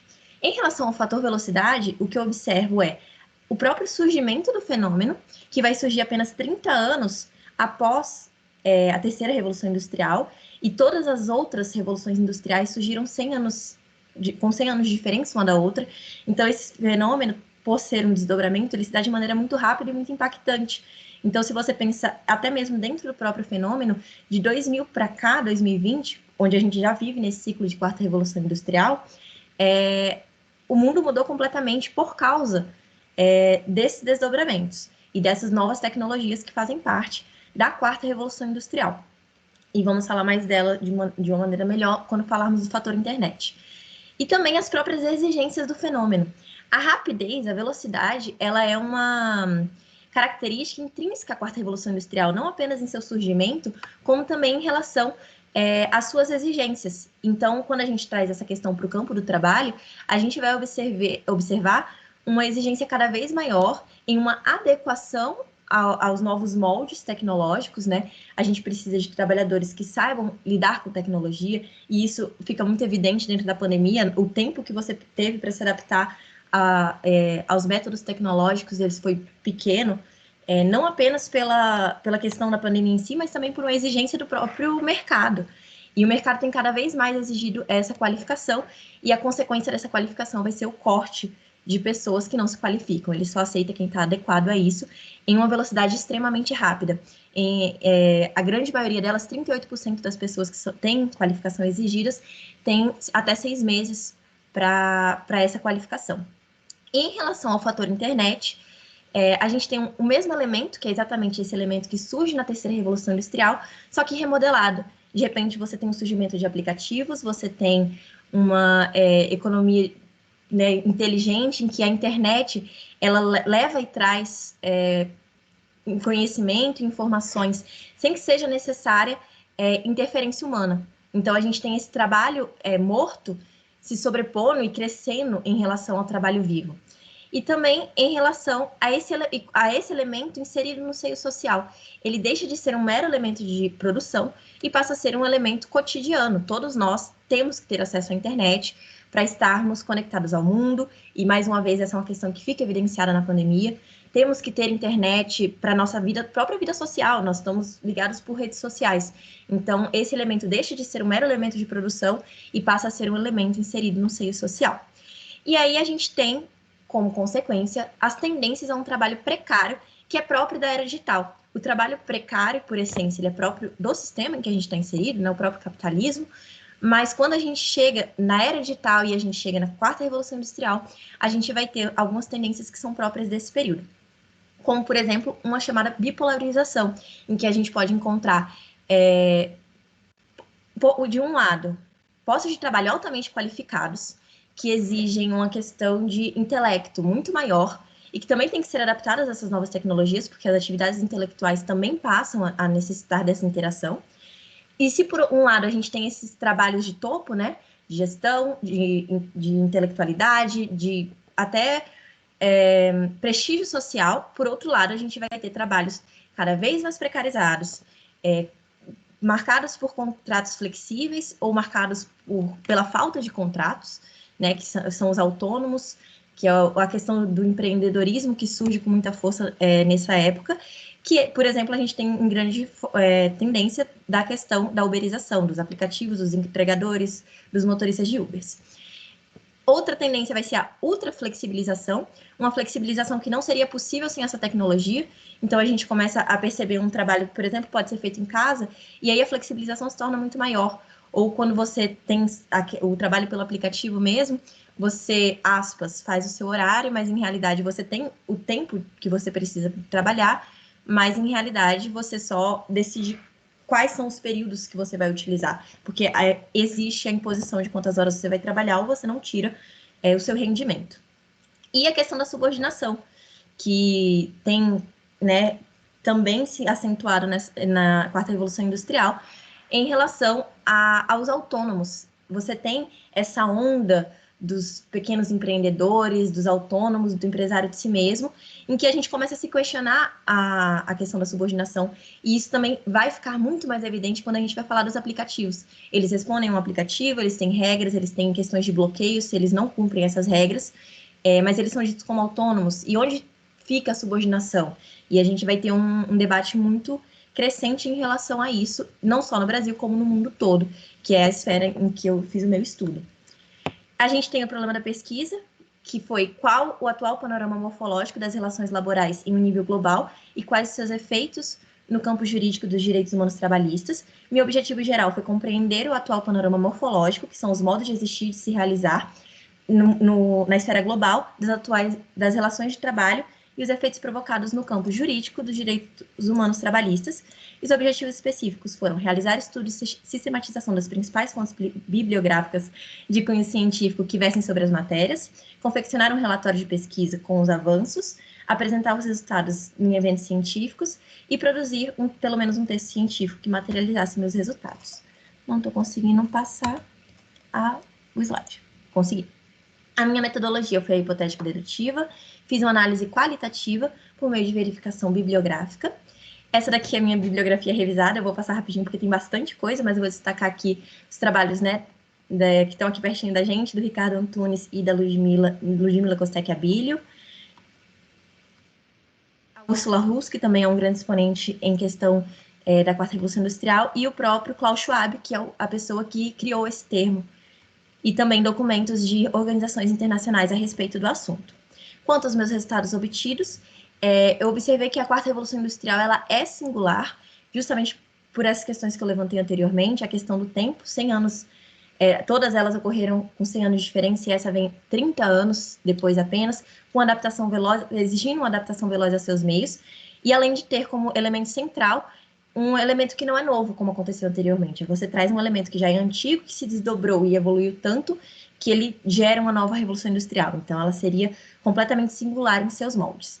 Ela gera uma tendência da precarização das relações de trabalho, uma precarização que é muito própria ao seu tempo. É imperativo que sejam flexíveis os processos produtivos, as jornadas de trabalho, os contratos de trabalho, o que, por certo, envolve os direitos.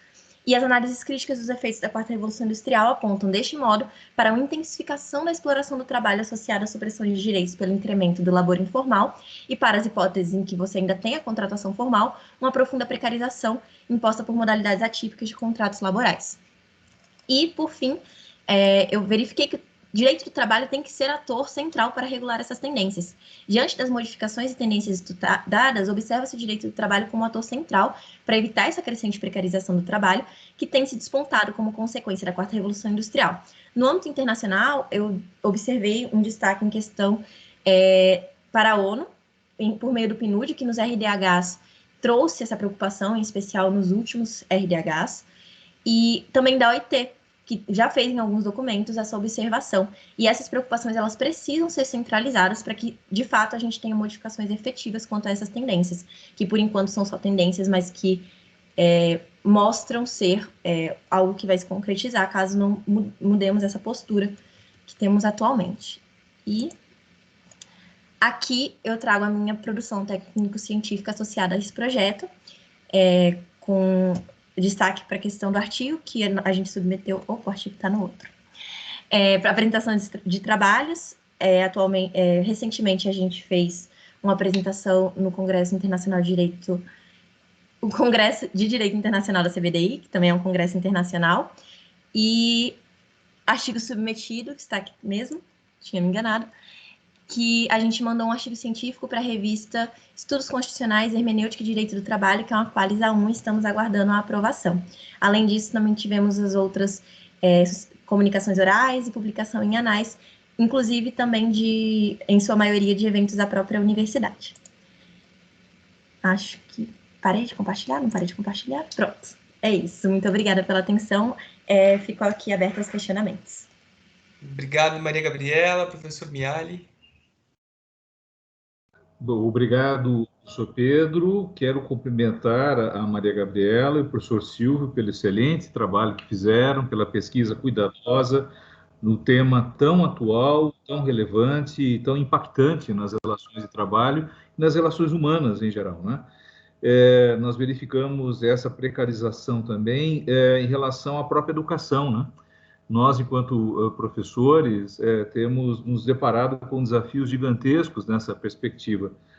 Eu recebi, inclusive, uma comunicação de um colega que trabalha numa determinada instituição, que ele estava me dizendo que, de uma hora para outra, de repente, ele está não apenas com os alunos regulares, né, na sala de aula, mas, de repente, ele está, assim, com alunos de outros lugares do país que ele não conhecia e que estão aí preenchendo, digamos assim, as vagas, né? Porque houve aí, por conta da pandemia, justamente, infelizmente, né, um abandono muito grande, né, de estudantes, né, das faculdades, enfim, e para que houvesse um reequilíbrio econômico e financeiro, algumas instituições estão, inclusive, desrespeitando algumas normas, né, e estão aí colocando em aulas online com alunos que não fazem parte, não foram matriculados naquela unidade, né, daquela instituição, enfim, gente do Brasil inteiro estava me dizendo assim, estava perplexo com essa realidade. Vejam, portanto, que essa precarização das condições de trabalho, também envolvendo aí uma exploração, né, do professor e colocando o aluno numa situação também aí, digamos, no mínimo sofrível, né, do ponto de vista do contato, já que ele não vai ter o contato com o professor de forma tradicional que ele vinha tendo, né? Então, a pesquisa que a Gabriela desenvolve, né, no sentido mais amplo, envolvendo, inclusive, aí, até os documentos do âmbito do PNUD e da OIT, evidentemente, devem trazer aí novas reflexões, e os seus artigos também, que já foram encaminhados, né, certamente, né, e os trabalhos que foram apresentados, certamente nos trarão aí novas reflexões sobre essa problemática. Eu quero, então, não tenho perguntas, porque, de fato, aí estamos aguardando aí a publicação, né, do seu trabalho, mas quero elogiar, evidentemente, aí a capacidade de trabalho que vocês desenvolveram, né, para a realização dessa pesquisa e destacar a importância do tema. Muito obrigado. Muito obrigada, professor. Obrigado, professor Miali. Obrigado, Maria Gabriela. Então, nós vamos para a última apresentação de hoje, do Caio Norte Jorge Armani Cirino, orientando o professor Vinícius Gomes Casalino. Caio? Boa tarde, vamos lá.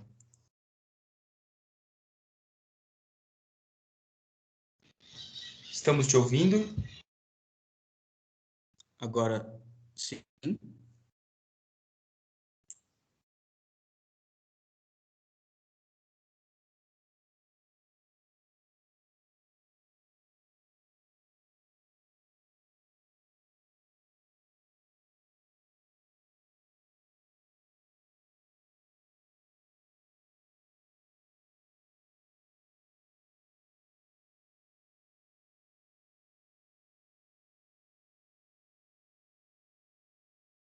Os slides apareceram?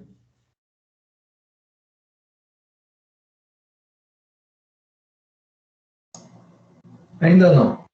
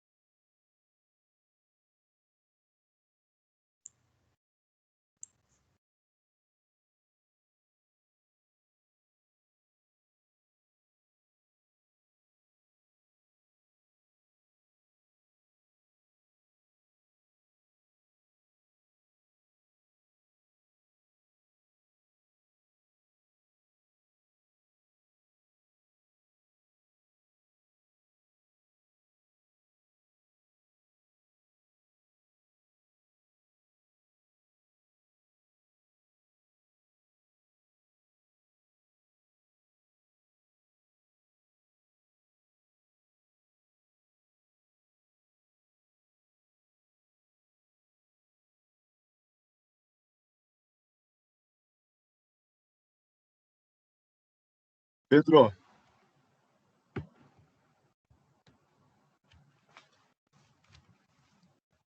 Pedro, O Caio caiu, né? ele está reconectando, acho que ele teve um problema técnico. Ele me avisou aqui que já está voltando.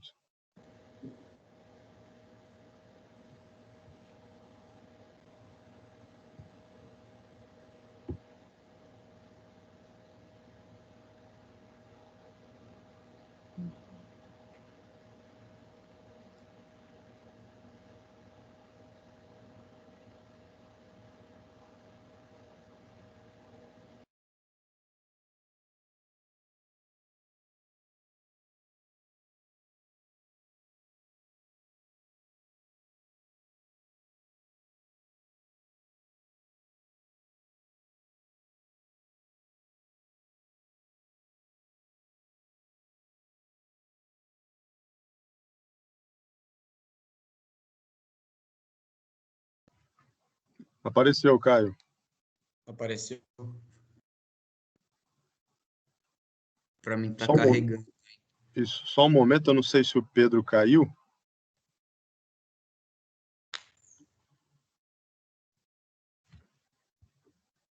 Pedro, tá por aí?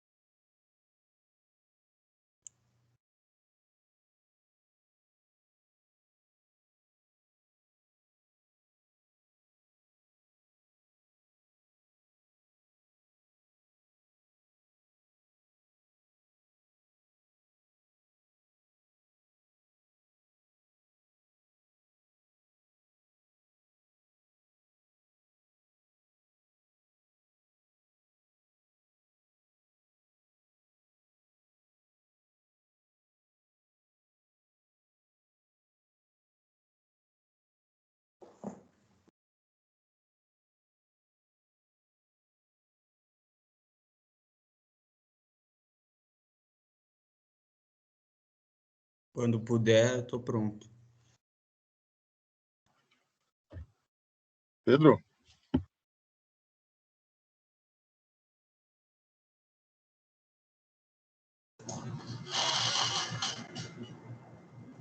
O avaliador professor Jorge está presente? Sim, estou presente.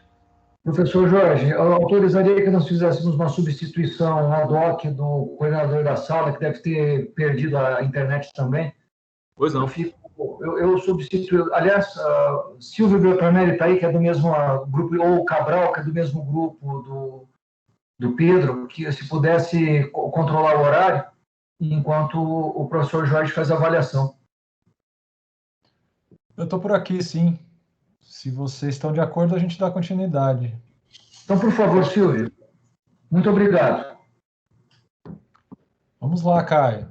À vontade. Caio vai falar, então, sobre política tributária como política redistributiva, análise do imposto sobre grandes fortunas sob a perspectiva das arenas de poder. Caio, sob orientação do professor Vinícius Gomes Casalino. Caio, fica à vontade. Boa tarde a todos, meu nome é Caio Cirino, sou acadêmico do 9º período do curso de Direito e hoje eu vou apresentar meu plano de trabalho de iniciação científica, que é intitulado Política Tributária como Política Redistributiva, Análise do Imposto sobre Grandes Fortunas sob a perspectiva das arenas de poder. A modalidade da bolsa é PIBIC-CNPq e o meu orientador foi o professor Dr. Vinícius Gomes Casalino. Antes de iniciar a apresentação, gostaria de cumprimentar o coordenador da sala, o professor Peruzzi, e agora o professor Silvio, o avaliador externo, o professor Dr. Jorge Luiz Miali, e os demais alunos e pesquisadores aqui presentes. O objetivo principal do meu trabalho é comprovar a hipótese de que a política tributária, que nada mais é do que o conjunto de decisões político-legislativas adotadas a partir da Constituição Federal, sobre que tributos devem ser criados, quem deve ser chamado a contribuir e em que montante, que essa política tributária, em se tratando de uma política redistributiva em potencial, sofre resistências políticas no processo político tendente à sua implementação própria desse tipo de política pública dentro da perspectiva das arenas de poder desenvolvida pelo Lowy. Para atingir esse objetivo principal, o trabalho estabeleceu alguns objetivos intermediários. O primeiro deles é demonstrar que a política tributária, ela não só serve para angariar recursos aos cofres públicos, mas também ela desempenha um papel de política pública redistributiva autônoma. Além disso, como objetivo intermediário, o trabalho analisou como se dá o relacionamento político, ou seja, as arenas de poder, ao redor do Imposto sobre Grandes Fortunas, o IGF, que é uma política tributária com potencial de política pública redistributiva, para que daí se possa compreender quais resistências lhe serão opostas no processo político tendente à sua implementação.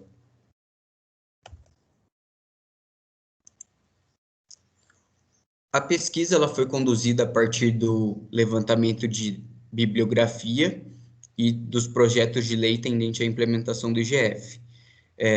Na parte da bibliografia, eu destaco os trabalhos do Theodore Lowy, que serviram de principal referencial teórico ao artigo e à pesquisa, e também o destaque aos projetos de lei para implementação do IGF. Já para a elaboração do artigo científico, utilizou-se um método hipotético dedutivo, pelo qual a hipótese inicial já mencionada no primeiro slide tenderá a ser comprovada, espera-se que tenha sido comprovada. Os resultados obtidos foram variados. Inicialmente, eu gostaria de destacar que o trabalho concluiu que a política tributária, quando instituída no sentido da instituição de tributos progressivos, ou seja, quanto maior a fonte tributável, maior o tributo, e do princípio constitucional da capacidade contributiva, isto é, a tributação leva em conta a capacidade econômica do contribuinte, quando a política tributária é levada nesses termos, ela é um instrumento apto a reduzir as desigualdades sociais por meio da redistribuição de riquezas, e por isso realiza a justiça social. significa dizer, em outras palavras, que a tributação ela precisa ser desigual entre as rendas, ou seja, é preciso que se tribute mais as maiores rendas e menos as menores. Essa é a política tributária em seu viés redistributivo. A partir dessa concepção de política tributária, que o trabalho pretendeu instituir, e dentro da tipologia das políticas públicas de Lowe, que nada mais é que o Lowe ele desenvolve o raciocínio dele, a tipologia de políticas públicas, a partir da máxima: a política pública faz a política. Ou seja, a depender do conteúdo ou finalidade da política pública, diferentes tipos de resistências e interesses serão opostos ao redor de sua implementação. E a decisão sobre a sua efetiva implementação também passará por diferentes órgãos decisórios. Esse conjunto o jogo político é o que Lowe atribui como arena de poder. E concebendo a tipologia dessa forma, Lowe observa que existem 4 tipos de políticas públicas identificáveis: a política distributiva, regulatória, redistributiva e constitutiva. Então, compreender a política tributária da maneira já mencionada nesse slide e dentro dessa tipologia do Lowe, observou-se que a política tributária ela corresponde a uma política redistributiva autônoma. Ela não só serve para angariar recursos aos cofres públicos, mas ela sim desempenha uma função de política pública autônoma. E para compreender as resistências que uma política tributária redistributiva vai enfrentar para ser implementado, o trabalho optou por analisar o imposto sobre grandes fortunas. E ele é um exemplo clássico dessa política tributária redistributiva, porque por uma determinação constitucional, a sua arrecadação, né, o produto de sua arrecadação, compõe o Fundo de Combate e Erradicação da Pobreza. Ou seja, o IGF é claramente uma política pública tributária redistributiva. E, através dos projetos de lei tendentes à implementação do IGF, vale destacar também que o IGF ele é uma riqueza expressamente previsto na Constituição Federal de 1988 e até o presente momento ainda não foi implementado. Para analisar essa questão, a gente tem que recorrer à figura das arenas de poder ao redor de uma política pública distributiva, tudo a partir de Lowe. Para ele, nessas políticas, a arena de poder é melhor entendida como um conflito estável, praticamente institucionalizado entre classes sociais. No caso do IGF, esse conflito é muito visual. De um lado, nós temos os detentores de grandes fortunas, com seu alto poder político e econômico, e de outro lado, nós temos os indivíduos que estão no grupo da pobreza, na linha de pobreza, que, infelizmente, tem baixo ou praticamente inexistente poder político econômico.